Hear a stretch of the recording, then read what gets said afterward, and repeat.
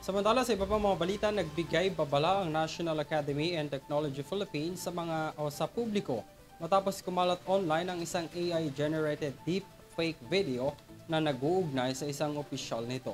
Si Dan Villegas para sa detalye ng balita.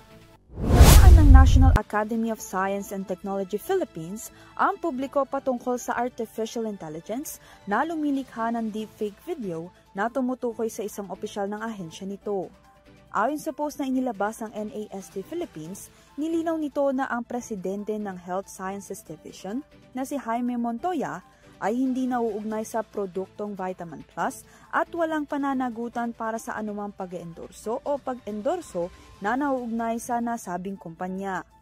Pinakiusapan rin ng NASD-PHL ang publiko na manatiling mapagmatsyag laban sa mga maling impormasyon upang maiwasang maging biktima ng panloloko. Para sa UrTV News, Dan Villegas sumasaludo sa bawat Pilipino.